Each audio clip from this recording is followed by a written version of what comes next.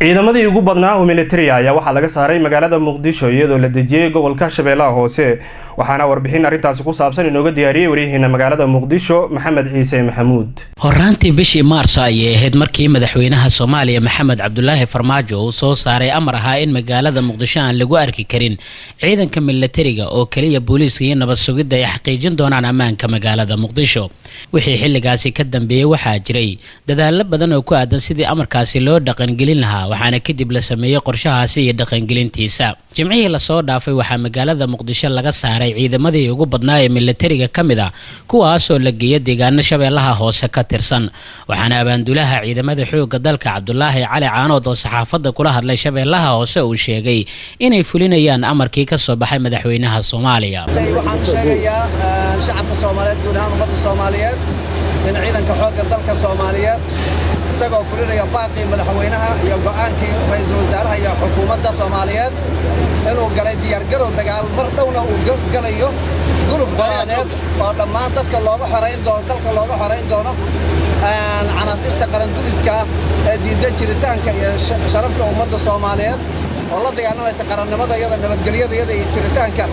ummadda Soomaaliyeed la dagaalamaysa ciidanka xoogga dalka Soomaaliyeed diyaar garowgaas oo galay wuxuuna mar dhow bilaawi doonaa howlgalkii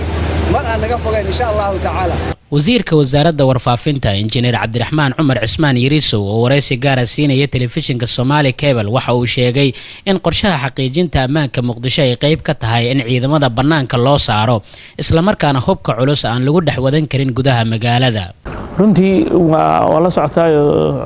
xukuumadda kala ka horeeyay xukuumad walba waxay isku dayeysay inay wax qabato xukuumaddan hadda jirto arrimo badan ay uga duwan tahay madaxweyne maxamed cabdullaahi maxamed farmaajo iyo ra'iisul wasaare xasan cali khayre runtii waxaa ka go'an in dhaqankii hore la bedelo waxaa ka go'an in isbeddel dhab ah u yimaado waxaa ka go'an in isla xisaabtan iyo musuqmaasuq lala dagaalo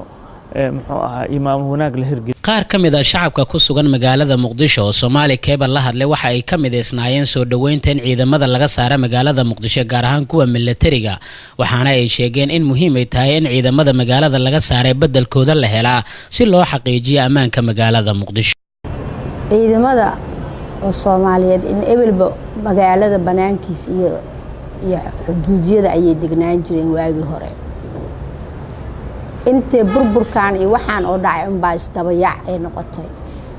haddana aad iyo aad aan ugu faraxsanahay in maaragtay ciidamadii la geeyo banaanka ilaa xuduudiyada Soomaaliya oo dhan ciidamadeena Soomaaliya in la geeyo aad iyo aad aan ugu faraxsanahay. aniga magacaygu waa Xuseen Xasan Salaad waxaan u arkaa ciidamada magaalada laga saaray in aysan ahayn xil ay ku habboon tahay in laga saaro goos ilmaha iyo macnaha xaasadka iyo ragga qaba in la kala fogeeyo waa laga fiican yahay ciidanka waxaa la saaraa markii jiidaha adigu aad leedahay Soomaaliya magaca Soomaaliya markii difaac laga galayo waa macquul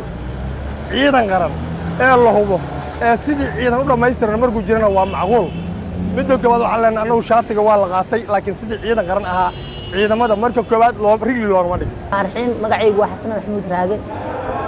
fikirka la weydiiyay waa wax jira ciidamada xoogga dalka Soomaaliyeed in laga saaro magaalada ay difaacaan meelaha furumaha wax jira waa fiican tahay fikrad aan soo dhaweynayo waxaan isleeyahay ciidamada xoogga dalka Soomaaliyeed kuwa la ruqsay la leeyahay haweena iyo kuwii awalba xuquuqdooda maqneeday haddii inta la isku daro furumaha la geeyo ay difaaca galaan fikrad fiican waa soo dhaweynaa. wasiirka warfaafinta injineer Yariisow waxaa dhankiisa ugu dambeyn uu sheegay in ciidamada iyo madaxda dawladda aysan wax bedeli karin ammaanka magaalada Muqdisho balse loo baahan yahay in shacabka Soomaaliyeed ay la shaqeeyaan hay'adaha kala duwan ee amniga waxaase la sugayaa sida ay wax isu bedelaan maadaama ciidankii ugu badnaa ee military ahaa laga saaray magaalada Muqdisho ee caasimadda Soomaaliya. Maxamed Ciise Maxamuud, Somali Cable TV, Muqdisho.